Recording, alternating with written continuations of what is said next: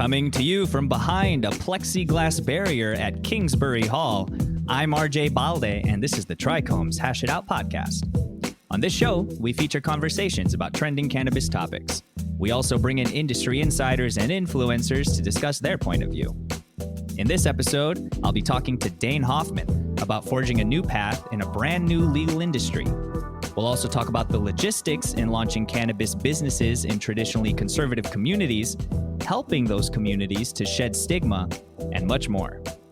Without further ado, it's time to hash it out.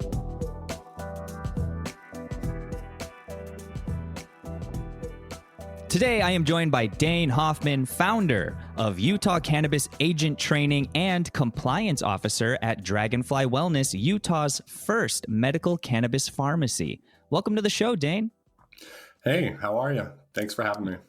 Yeah, man, we are thriving and surviving, just like I said before we were rolling. How are you doing this year? That is exactly what I'm doing, and kind of what everyone in this industry, and I think everywhere across the board, is just trying to do the best they can. So yeah, we're all hanging in there, putting one foot in front of the other. You live in Utah, is that right? Yeah, I'm located in downtown Salt Lake City. Got it. Okay, so what's the vibe like over there? Have things started to reopen, or are a lot of things still closed? What's it like? Yeah, so we actually, a lot of stuff is still open. We just have pretty strict mask guidelines for public places like grocery stores and restaurants and stuff like that, kind of common sense things. But this year, Utah, we've gone through kind of a lot. We had COVID to start with that. And then about a week right after that pandemic kind of went out, we had an earthquake here, and that kind of shook us around a little bit. And now we have our own forest fires. And we're still kind of dealing with the pandemic. And one of the things I'm really proud of is to be able to see Dragonfly come out on top of that and still thrive and continue to push a community forward, even in the odds of all of those things that could try to keep us down. Yeah, that's great news, man. We'll be jumping a little farther ahead here, but just for some back knowledge, when was Dragonfly Wellness founded? So Dragonfly Wellness actually started this year when when the program went online. So SAPA Investment Group is kind of the core team of everybody that is behind everything there. We're essentially 7-8 months old now and continuing to move forward. So because the program only started back in March for the state of Utah. So we had our doors open day one. Wow. So you're just less than a year into launching Dragonfly. Do you think that going through all of the unprecedented situations that you're going through now, the pandemic, earthquakes, fires, all these sorts of crazy things happening this year, what do you think that will do for Dragonfly in the long term? I mean, I would imagine that it would really help you guys facilitate, remaining adaptable, remaining nimble, which is something that you need to have inherently anyway, just to be in the cannabis industry, which itself is a very turbulent and nebulous space to be in, at least for now. So how do you think dealing with situations like this so early in your inception will help you in the long term? I think you said it very well. One of the things that the Dragonfly brand actually stands for is the adaptability and the ability for change. And so I think it speaks very well to kind of our culture of being able to continue to provide a much needed service for patients in Utah, even with all those odds against us. That can only mean that, when those things go away, that we'll be that much stronger by the time the pandemic is over and by the time patients are very comfortable with the program. I think that'll kind of speak volumes to our ability to say that we've been here providing this service the entire time, even though it's been hard at times. Yeah. So in November of 2018, if I have my facts right, that's when Utah voters voted in favor of Proposition 2, which legalized medical cannabis. recreational cannabis isn't yet legal in Utah. So can you describe to me what the vibe is like regarding cannabis in the state? And do you at all see a path for recreational legalization anytime soon? That's a really good question, especially for a place like Utah, where we have our notorious regulations on recreational drugs like alcohol. However, we are trying to make sure that we adapt the idea of medical cannabis as medical cannabis and not as a thoroughfare for recreational usage. We want to really help define the aspects of how much does a certain cannabinoid profile really help somebody with autism or Parkinson's disease or whatever it is. We want to really try to help define the medical community rather than just allowing it be an aspect for a market for profiteers to gain access into. And I think that speaks volumes to kind of where the legislature and the overall community is coming from. So when we voted in Proposition 2, Utah is actually very in favor of medical cannabis. I have family members who were in favor of it. It's one of those things where it's the recreational side that doesn't make a whole lot of sense, at least to the community at large just yet, because medical cannabis is still so new. And with that being said, I think we are still just trying to keep a medical system, and Utah itself will likely not vote in a recreational program. I can't speak for all Utah voters by any means, but I have lived here for 30 years, and I can say that I feel that it likely won't happen unless it happens at the federal level.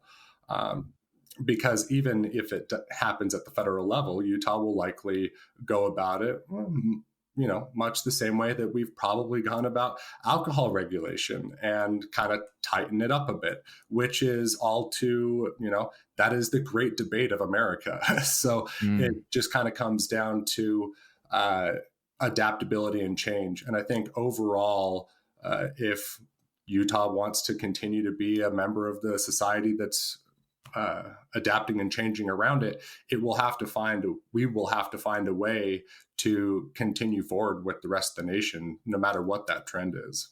Right.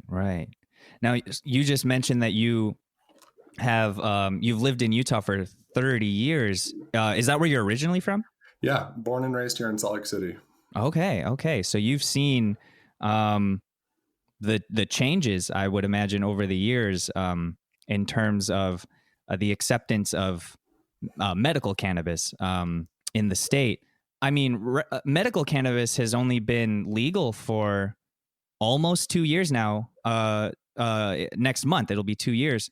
What was it like to get the first medical cannabis pharmacy up off the ground in a state like that, where it's so new and you're still sort of, facing backlash or stigma here and there? What were the challenges like, both in your community and both logistically working with all of the Utah regulations? So that's a really good question, and I'm glad that you posed it that way, because I'll kind of start from that last part and just go with the Utah regulations. Sure. So starting with that, I was actually not involved with the overall planning and development of Dragonfly Wellness. That was the core team a year before they ever opened doors. They had formulated this had worked on it until we had opened after it had gotten voted into. And I just barely got on the team month or two ago. And so at that time, the logistics that's where Utah Cannabis Agent Training comes in. I had known that Utah was going to pass in favor of medical cannabis. I just could feel it in the vibe of the community around me and in my friends and family, many of which part of the predominant religious faith here, which is the LDS Church. And I could still tell that it was going to lean towards this idea of, human beings have the right to feel a sense of wellness and be better, no matter what that means, especially if it's something that cannot be overdosed on and kill an individual. When Right. we have that as a very serious problem here in Utah and parts of our community.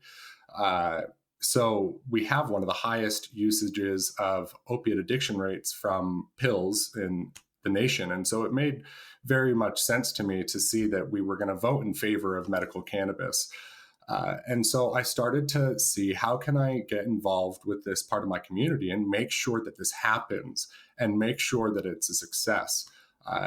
And also to make sure that it's not something that ends up taking advantage of patients and really tries to serve them. And so one of the things that I did was immediately start reading Proposition 2, which then became House Bill 3001. And there's a whole lot of debate going on there. And so ultimately, what it comes down to is there was a piece of code inside that law that states that production facilities, establishments, so cultivation, processing, and extraction facilities, the people working within those facilities must have an educational standard, a training standard, if you will, to state that they're competent to work in a regulated space such as cannabis or anything else, really. I mean, compare it to the alcohol sector or the food handling sector, food servers, everybody. It's very common in a regulated environment, especially when we're talking about items for human consumption. Mm-hmm. So I set out to create the program that fit that requirement for the agents to start working in the space. And it took about 8 months to a year to complete the program, at least get a minimum viable product with me and a small team of family members. And we were able to present that to the Utah Department of Agriculture and Food. And at that point, we got an approval to provide that service to the community. And we sat and sat and sat and sat for a long time. And then Dragonfly Wellness came in and started training their entire team. And that's where my relationship with them kind of starts early on back.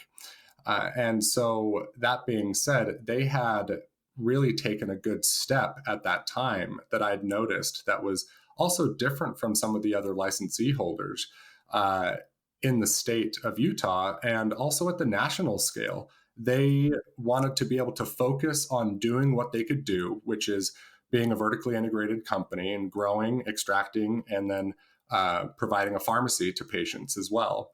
And they wanted to leave the other, monotonous stuff like training and education that needs to be done that doesn't need to be so monotonous. It can actually provide value to an organization. They just said, okay, we'll go here and get trained. And that's where they started coming in. And so logistically, they kind of listened to the Department of Agriculture and Food in terms of, hey, what do we need to do in order to be the first people open by the time this program opens next year? And we'd had our approval from the Utah Department of Agriculture and Food to provide this training. And so we had a little website up and they'd found us and they registered for classes and we started training them immediately. Wow. Exactly. And that's kind of where it sat for a while. And we'd been training other licensee holders here and there. I'd been trying to push, sales and build my company up and continue that forward. And since then, it's developed more into how have I been able to adapt and see all the elements of the cannabis industry from private business, yet a regulator's point of view, I guess, if you will, and apply that to the internal workings of a vertically integrated company. And so that's what leads me to be working with Dragonfly as a compliance officer, is now that UCAT is something of my past, I can now focus on Dragonfly moving forward. So I can take everything that I've learned there. It can still be a resource to the community, and I can continue to provide this service to the community that I set out when I founded Utah Cannabis Agent Training, which was to help provide a safe, secure, and sustainable cannabis program to patients so that Mm-hmm. it's not something that can be taken away or altered once the federal government comes in, that it can be something that it continues to provide the needed service for patients without a hiccup, and it can continue to expand and grow and provide value.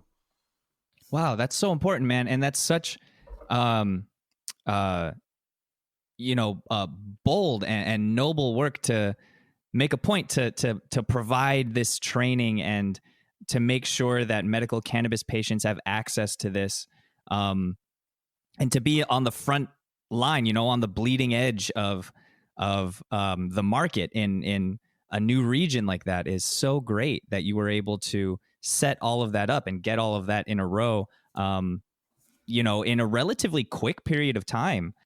Well, okay, first of all, UCAT, which is the Utah Cannabis Agent Training, is that still the only state-approved cannabis certification provider in the state, or are there more now?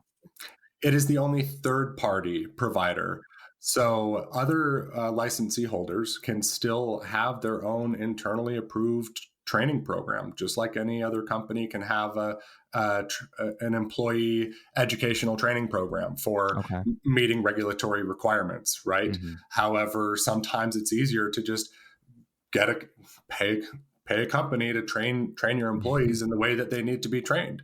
And Right. so that's what it's there for, is it's there as the ready to serve option for licensee holders to train their employees, as well as an open door service for members of the community so they can actually enter the workforce, so that the cannabis workforce doesn't become this closed off thing of only who you know. It can Mm-hmm. become what you know. And really, if you're trying hard and you're trying to get into the community and get into the industry, you can, because you can show at least one step of, hey, I've taken the initiative to show I understand the regulatory environment within my state. So it can be approached, even though it's a requirement of, or something similar is a requirement of production agents. It's been applied for people trying to get into, an accounting job or a pharmacy job or Right. something like that, because it just shows that good quality initiative of educating oneself, or a company educating their employees. I mean, why be putting this huge investment into your organization and then know nothing about the regulatory environment or the raw materials that you're dealing with? Right. It's so, yeah, it's one of those things where it's really nice to be working with a team that assembled so quickly as well. And part of the reason that they were able to assemble quickly was Yeah. because they kind of saw what I was doing in a way. They just said, oh, yeah, sure. We'll focus on what we're doing and Mm-hmm. do it best. And you focus on what you're doing and do it best. And now that's turning into providing uh, learning and development training programs internally for the organization as it continues to grow, as it continues to expand. And we're hiring employees, we're expanding our facilities, and everything along those lines. So it really goes to show that when you invest in your employees' education and making sure that you do everything that you can to provide that continued value all the way to the patients, that Mm-hmm. it just creates the opportunities for growth. So, I Wow. mean, we're here and we're growing and expanding, and part of it is because we were the first Dragonfly, and the whole core team that got it open before I even joined on, Yeah. they were able to be some of the first ones there, and we're Wow. Utah's only locally owned and operated vertically integrated cannabis company. So that is something that we are very proud of. And we don't have a huge amount of outside investors, so we are able to really see what the patient needs and bring that to the patient without it coming down to a bunch of shareholders, or Right. what at the end of the year or at the bottom line or at the bottom of the piece of paper or the margin, whatever it is that people end up counting at the end of the day. All that Yeah. matters is being there for the patients. And that's what we're here to do. I love that. Yeah, that's so great that you're putting an emphasis on, less of an emphasis on the bottom line and more emphasis on helping patients with Yeah, which, what, it doesn't seem like that should be like a surprising thing to hear, right. but sometimes it is. It's interesting to see the parallels in the cannabis industry and how that's actually equating to the not just the cannabis industry, but the entire business world and the entire world and community waking up to this idea that we can be better served and we can serve our constituents or our customers, patients, whatever it is from the business perspective, right? If you're Hmm. operating your business, you can provide to your end user much better than we have in generations previous. And that's something that the cannabis industry is starting to show us because, uh, for the real diehards out there, if it's about the plant and it's about what the plant is trying to tell us, there is no Right. coincidence that as humans we have an endocannabinoid system that needs Hmm. phytocannabinoids in some Hmm. sort of way, whether it's synthetic or it's through our food or if it's ingested, whatever. So it's not just the Yeah. waking up in the cannabis industry. It really is that shifting of a mentality that we as people who consume things in the world, whether that's from a patient or from a consumer point of view, we have the ability to choose what organizations we actually want to identify with and know take care of us. And that's something that I noticed also from the patient perspective and from, kind of quote the vendor perspective or a consultant perspective, working with Dragonfly as well. So it felt like a very natural, that full body yes of when it kind of just came down to joining their team. That's so dope, man. Yeah, and I feel like, as the cannabis industry sort of matures over time, I feel like that's something. All of that you just mentioned is something that needs to be. Mm, it needs to be a constant reminder, right? That we're not. It's important not to lose that connection to the cannabis plant and where it all started and how it connects naturally with our endocannabinoid system. I feel like a lot of the times people can really just kind of get lost in the sauce of just like capitalism and marketing and just growing a company and meeting profits and um it's all very exciting. Packaging can be very colorful and fun. Right. you know and Yeah. that's all good, like that's all good, fine. But Mhm. I appreciate that you mentioned that, at the end of the day, it really all comes down to um, the chemical components in the cannabis plant and how they can benefit our lives in so many ways, in such a wide array of ways and avenues. Yeah, that's so important to keep your mind on, because I feel like, again, people can just get lost in the sauce, man. Yeah, it shouldn't be. It's going to be one of those things where that's going to show up in the end. Hmm. Why did you get into this space? Did you do it because it's an opportunity, or did you do it because there is that insatiable pull of I need to do this for my community and for the people that I care about and Right. for myself, to have that marginalized voice be heard. Hmm. So that is one of the things that I am proud for myself to be able to continue to get into, because that, as a patient myself, having to hold that in the dark for so many years Hmm. is one of those reasons why. I mean, everybody has that story, right? That we were all having to be uh, well in the dark. Hmm. Like, why should we have to feel crappy and terrible about Right. ourselves for feeling well? It's not even Right. about being high, it is about feeling better than you were before. Yeah, Uh, I'm totally. sorry, I just had lunch before this podcast and I felt better afterwards. Is that a terrible thing? No, And I don't so, hate you for it. I don't hate you exactly. for that, man. So it really just Yeah. comes down to, continuing, at least for us as the Dragonfly brand, we want to expand that view of the medical and wellness sense to the individual. Cannabis really is one of those things that it could become, once we understand it more, we could understand that certain people need certain phytocannabinoids or certain terpenes, and it's nothing more than a customized daily vitamin that they take every day Right. to optimize their life. Right. And it that comes down to people who also, you know, or the recreational markets. I mean, when it comes down to it, people are just trying to feel well. Mm-hmm. So that's one of the things that I think is ultimately in the overall waking up of all of this is it's really just about being able to be human beings and, I mean, be better. Why should being a human being and making choices be a criminal act? And Right. we are starting to realize that it's not, and it shouldn't have to be.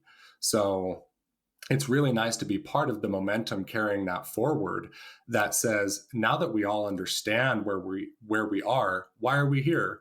Are we here because it was an opportunity to uh, put in my large sum of investment and potentially 10x it? Or is it to take what we have as a community or as a team in order Mm-hmm. to provide something that is needed to our community and our society that is ultimately making us very ill, and helping alleviate that for us by bringing this much needed plant into our lives. And how much um trust would you say that you have in the consumer base, whether it be in the medical or recreational market? Um, how much trust do you place in the market or in the consumer base when it comes to eventually weeding out and sorting the companies that are there just for the bottom line, and or from those who actually care about what they're doing, like you? Right. I think that kind of speaks to the cannabis industry itself and the fact that it is a little bit different. We have this ability to take everything that we've learned from other industries and apply it in this sector of the cannabis industry, in software development or in cultivation. We have certain things from agriculture or certain things in regulatory environments from Mm, other industries. But at the end of the day, none of those are cannabis. It's just different. And right. so it's one of those things where it really comes down to those business practices, and it's just a different mindset. And it doesn't allow for, I mean, maybe for a little bit of time, but it doesn't allow for the quick, rushed capitalist mindset. I mean, we're Right. talking about something that, to have that raw material, you have to have patience. Right. You do not get to speed up the process of biological functions that Right. grow a plant. You don't get to speed that up. You Hmm. can mine things faster. You can create software faster. You can do all these things faster in other industries. You can get more whatever raw material for whatever it is you're doing in other industries. You cannot grow things faster than they can grow. So at the end of the day, it really is this sense of like, we have to be patient. We have to be there and attentive and be present. And that's really kind of what it comes down to, from essentially from the time that we're growing this plant to the time that it's being used by a patient. It's Hmm. teaching us to be present and to be here in our lives and to really pay attention to what matters. And Wow. so if you can engage that in all of your business practices, then that's going to shine through, whether, it's slow marginal growth, or, I mean, it's ultimately going to weed, pun intended, it's going to weed out the competition. Right. People that the and capitalism is not the vic or the, you know the bad guy here. Yeah, it's not the bad guy here. We want to engage in conscious capitalism. There's nothing wrong with being able to provide for yourself. I mean, at the end of the day, I have to work this industry, right? It's my job. It's my day to day. I have to provide for myself and my family, and so does everyone else. And so we want to be very transparent about where all of those processes are going, right? We want to let people know that when they are paying for that $55 for 3.5 grams of Sunday Driver from uh, Dragonfly Wellness, that it's one of those things where it's because it's a clean, verifiable product that is not going to get you sick. It's not covered in pesticides. It has no levels of heavy metals. And it's safer than the loaf of bread that you're buying from the grocery store. I mean, it really is. So Right. that's what people are paying for. Or could they go to their neighborhood plug, so to speak, the legacy market, and get Sure. whatever it is? And it could be tainted with heaven knows what that is actually making you sick and not providing any sense of wellness. And it's really driving the market, the big pharma market even more, because it's making people sick. And so if we just open that up and help people to see it's not just about the THC either. And that's the other thing that is behind especially the marketing of the profiteering companies, because what is selling right now, that is what is important to people that want to make money. Is what can make me money right now, and what makes money right now in the cannabis market is THC per dollar. That's it, hands down, end of day. Yeah. That is what is selling, Yeah. and we're trying to shift that to the consumer and help them to realize that it's not just about THC. In fact, your system could maybe need less THC and more CBD or more CBN in order for Right. you to actually go to sleep. Like, I don't know if so. It's one of those things where we also need to engage with that feedback loop from the patients as well. And that's one of the things that the Utah program is doing very well with the state centralized software program, that we can kind of maybe get mocked at a little bit for being, quote, overregulated. At the end of the day, it really kind of forces that feedback loop from patients to a pharmacist, a licensed pharmacist or an MD, to say, this is what's working and this is what's not. And then they'll be able to track that. And over time, our Health and Human Services Committee can look into that information and see what is really helping our community. And so that's actually, and patients have the ability to opt out of that information being opted into that pool, right? So it's not like they're just data mining people. They have the ability to pull out of that as patients. However, I think it's a very noble thing for people to understand that any amount of participation in this industry is really driving it forward, even if it's almost negative. I mean, if you're driving THC per dollar, if that's your business model, great. Let everyone else kind of focus on patients. You do Right. your thing, and eventually that will become a raw materials processor. As the cannabis industry evolves, the plant being grown is really going to come down to nothing more than what is the profile of the biomass that is being grown. Because as we're starting to see, flower is becoming, a smaller and smaller margin of overall product sales. People are going for edibles and solventless rosin and things of that nature instead. And so and those are all made from isolated cannabinoids and terpenes that are then blended into certain mixes to create whatever it is, unless it's a whole plant, single process. That's the beauty of the market. That's where it'll all come down to, is kind of, I think, the variance of how are you going to provide that care to the individual and that sense of wellness to an individual through your process or through your marketing. So I think over time, there will always be that great competition, and hopefully it never goes away, right? Anything that, I mean, it should not go away. And that's the thing that is scary about, and I won't just say multi-state operators, because there's some that are plenty and abound that really deserve to be in the game. And everyone that's here deserves to be here. And that's what's really cool is business at the end of the day, we all can choose how to do things differently. So it's not like, Yeah. if an unethical company or if a quote soulless corporation is soulless, it's not like it's always going to be that way. Uh, Right. it can turn around. It can start treating its employees better. It Right. can start to provide more value to its end user instead Hmm. of providing higher salaries to executives. It can do all of those things. Yeah.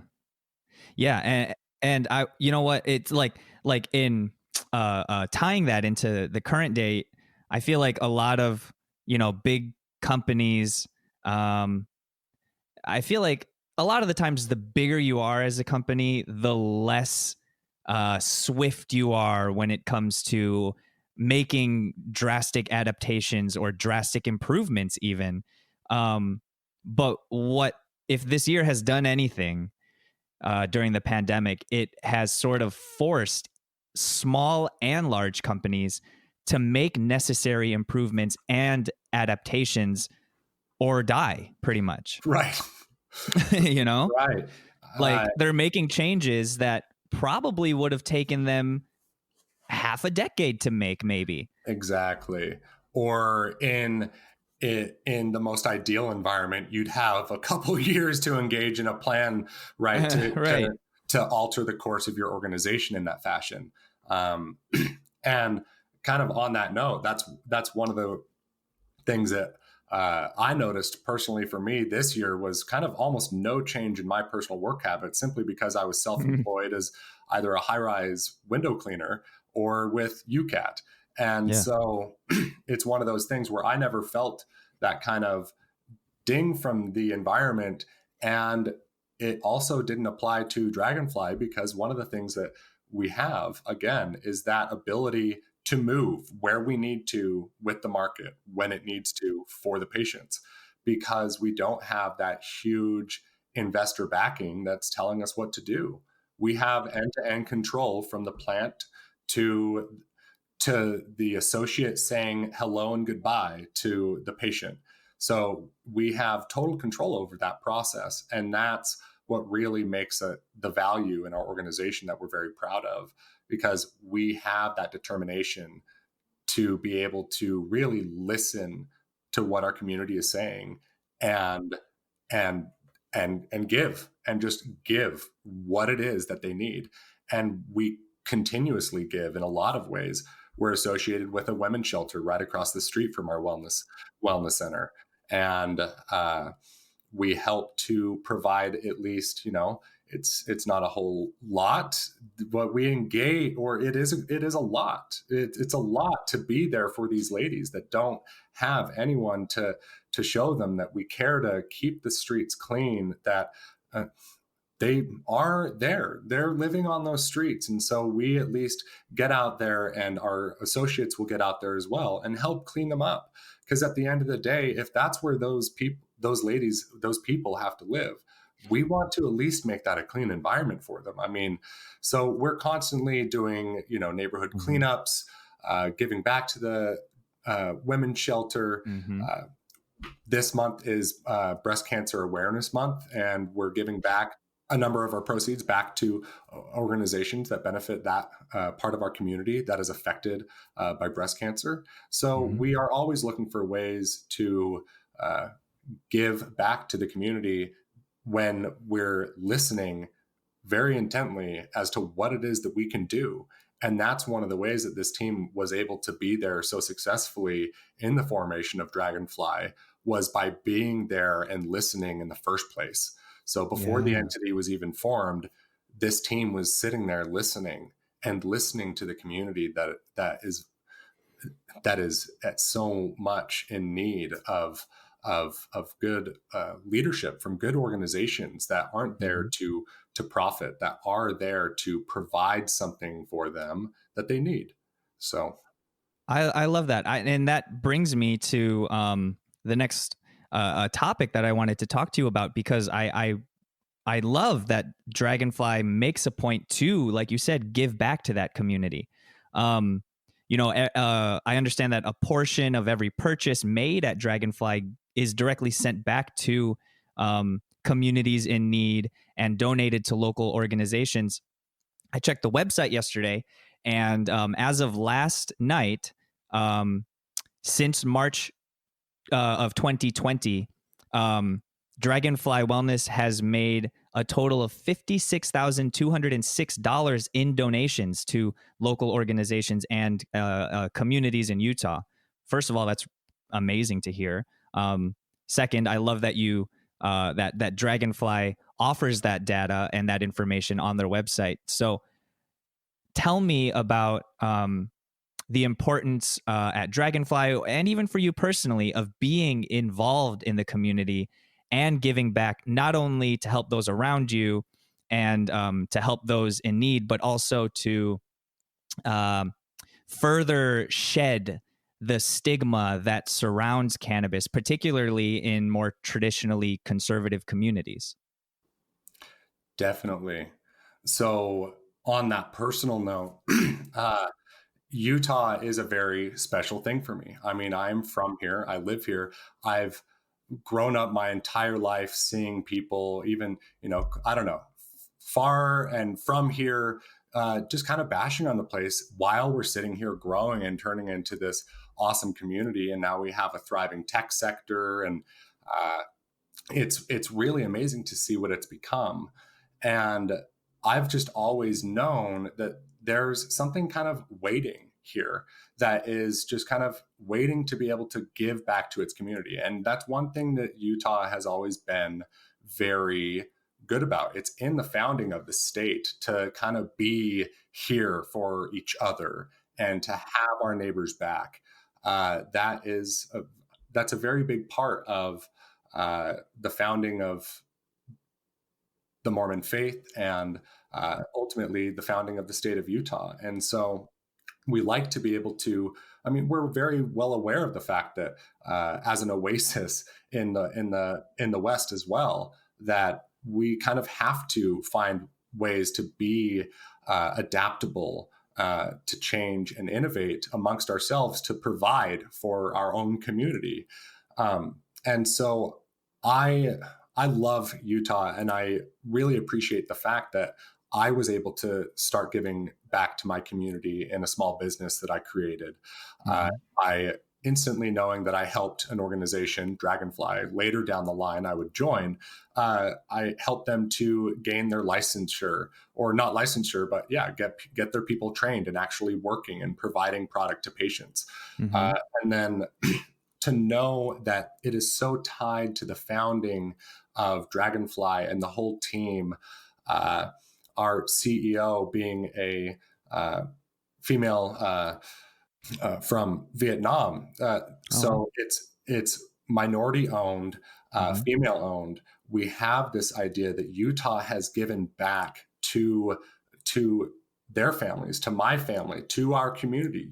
This Mm-hmm. is a land that has provided us with opportunity, and we would love to be able to provide as much of that back to people as possible. Um, so even though we may be kind of a small bubble, some of the when we have ugly problems, they really kind of become big pretty fast, and so we want to be Right. able to help with that before those issues get anywhere further.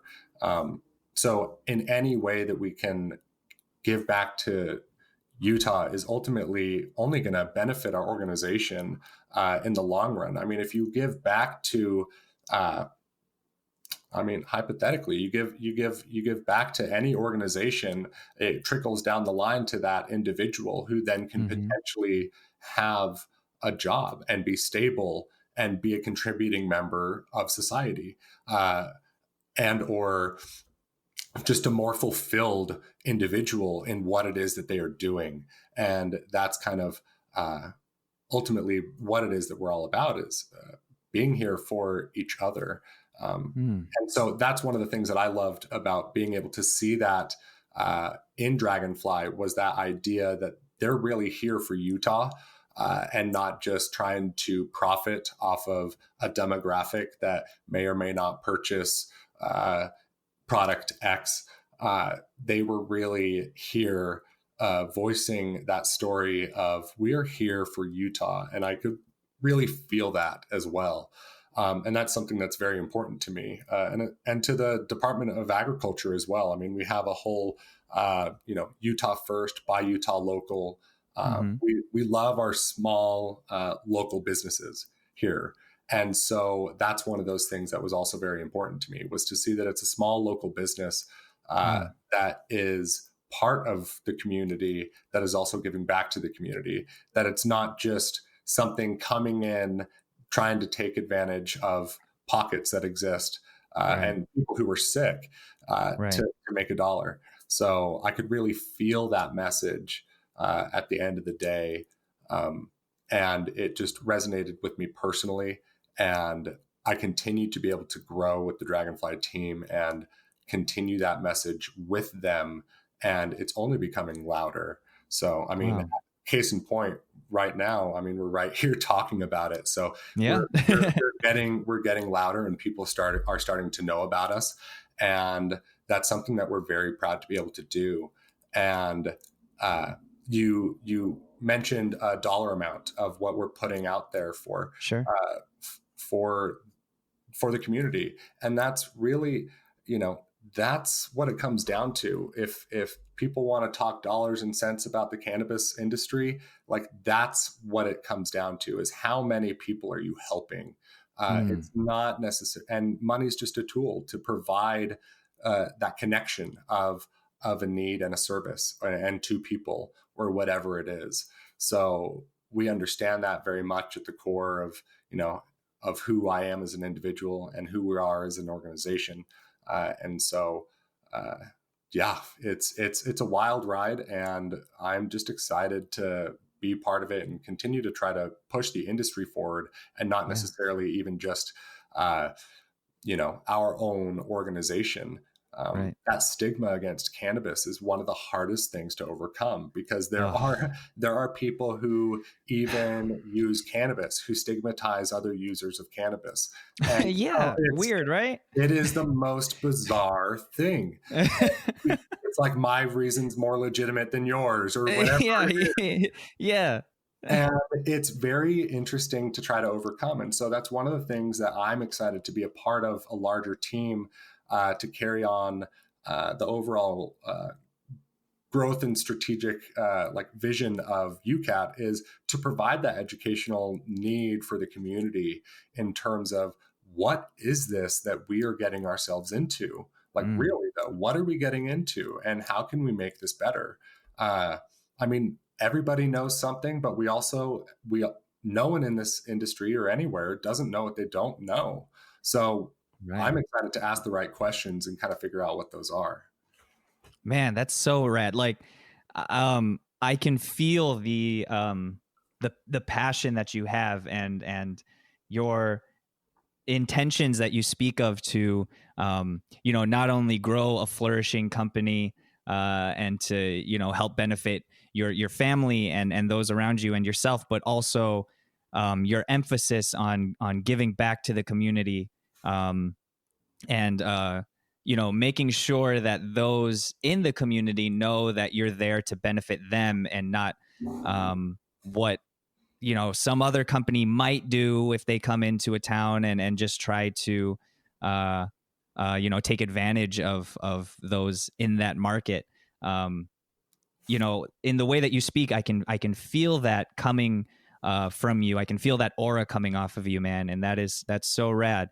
I love that you mentioned that money is a tool. You know what I mean? It made me think of one of my favorite quotes from the movie Surfer Dude. I don't know if you've seen that one. It's one of Matthew McConaughey's early works.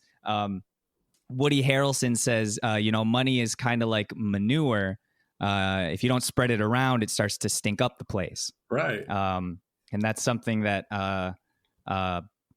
kind of stuck with me ever since I saw that movie, and it just, came into my head when you mentioned that, man. And so, yeah, dude, like the work that you're doing is so great, and I can really feel that passion coming from you.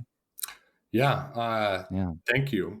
Because again, that's one of the things that I'm very grateful each and every day, and that's something that I down to the individual level, I am just extremely, extremely grateful to this community and everyone around me, members of your team and you for having me here to be able to sure. continue to express that message and that passion that is not even just mine.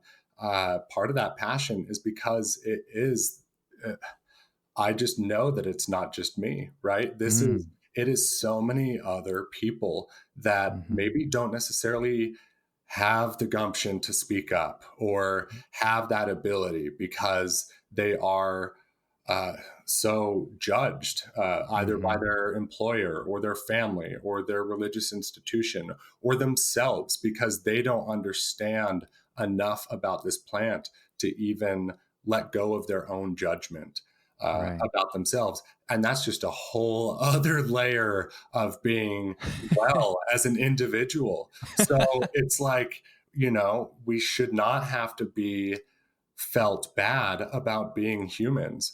And that is something that I'm very passionate about as a person. And it really Mm, comes out into this industry.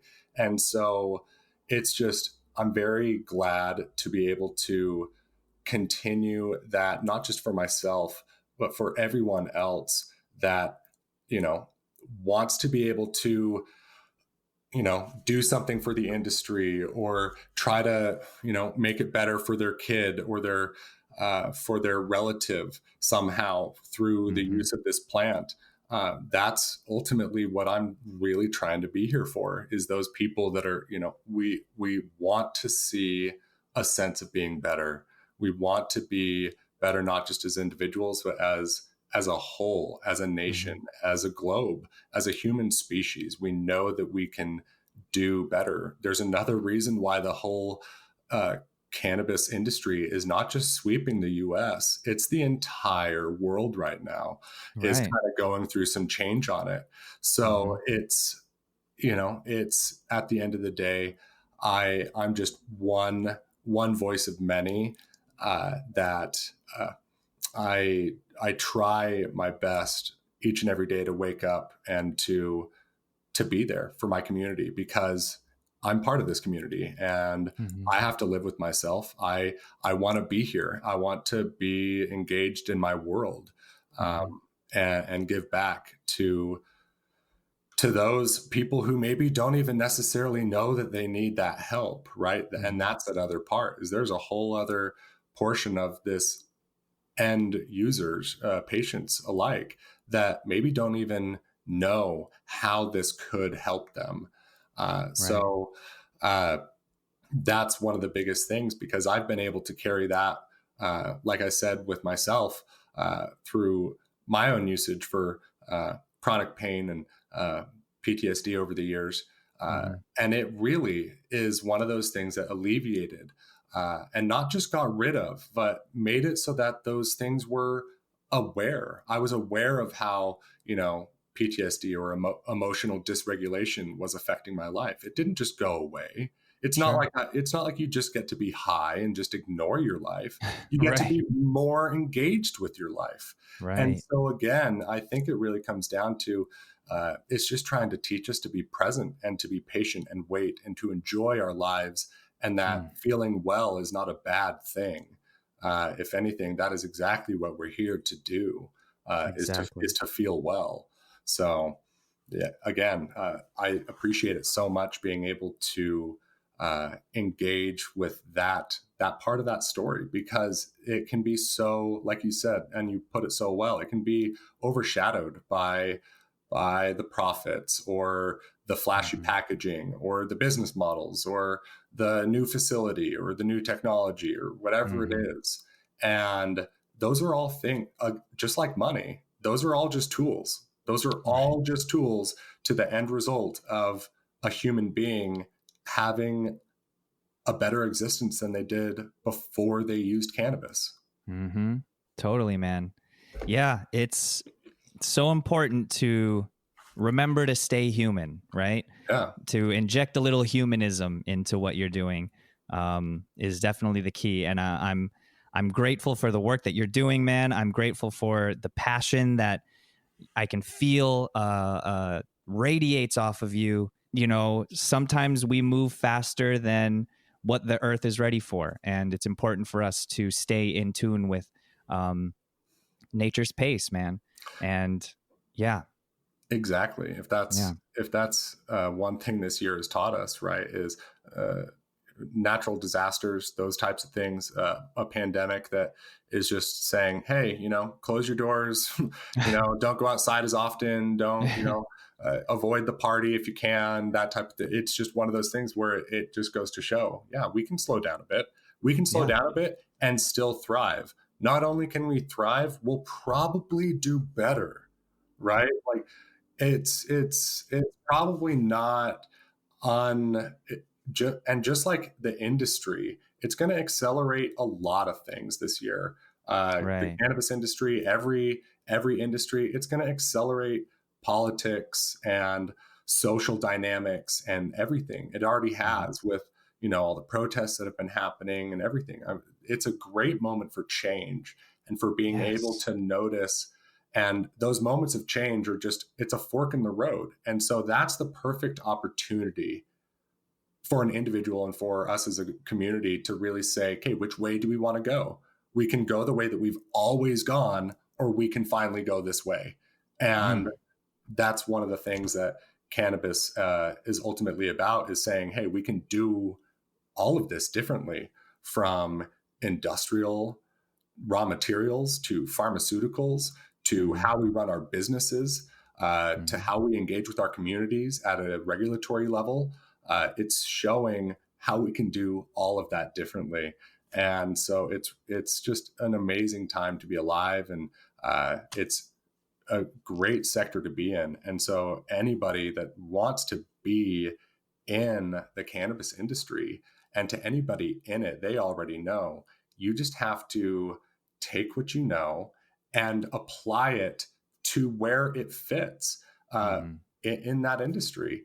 So, and then expand off of it and be willing to learn. Anybody who mm, thinks that they know or have it figured out is something that I would be wary of, yeah, because it's yeah, that aspect that it's not going to be the same thing tomorrow. yeah, Because, yeah, we work with a process of nature at the end of the day. And nature, as we've quite clearly seen, is unpredictable. And so we can't always have it figured out. right, Yeah. exactly, man. Oh, I love it. Before we go, where can our listeners find out more about what you're up to and what Dragonfly is up to? So people can maybe find me on LinkedIn, just Dane Mm-hmm. Hoffman. I don't know how many people have that name. You can also go to utcannabis.org. That's for the Utah Cannabis Agent Training website. It doesn't really pertain to anybody outside of the state of Utah. Yeah. However, I do stay pretty active on LinkedIn because it's one of the platforms that's been friendly to the cannabis industry. Because I Yes, think, indeed. which is awesome to see as well, because they obviously notice that it's a much needed member of the community. Yeah. So, that being said, people can do what I've done and search people out the good old fashioned way. Uh, Either that, or just kind of follow this link on whatever you guys got going on here on your podcast, and Yeah. then making sure to go over to dragonflyut.com, which is where our website is, that you've, like you said, you found last night. Mm-hmm. And we're going through a bunch of development with that as well, as we continue to uh, put in more community resources for how we engage with our community, and educational resources, both on not just our products and the process of the program here in Utah, as well as different things about cannabis specifically, to really start hitting that patient educational piece, so that people can understand that it's not just about THC, and it's about the whole plant overall. So, Yes. dragonflyut.com, and that's where they could find more information about that. or Dragonfly Empowers is our hashtag on Instagram. So because we, empowering patients to take back control is what we're kind of all about. That at the end of the day is our motto as a company, and that's what we're here to live and breathe. So, man, I love that. That is so rad. And Dragonfly right now, for those of you listening, if you go to dragonfly.wellness on Instagram, they are holding a photo contest right now. So y'all can enter in there. All you aspiring photographers out there can check out their Instagram page.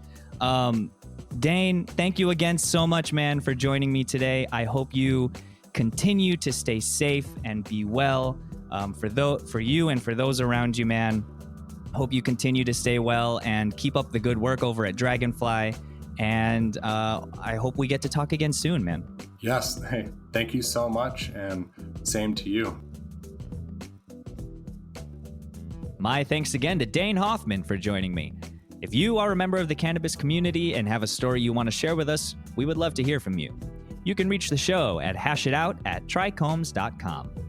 You can help others find the show by taking a moment to subscribe to the podcast and write a review. You can also join the discussion with industry insiders and get your voice heard by joining the community at tricombs.com and following us on all social media. Hash It Out is produced by David Fortin and presented by tricombs.com. I'm RJ Balde. Thanks for listening.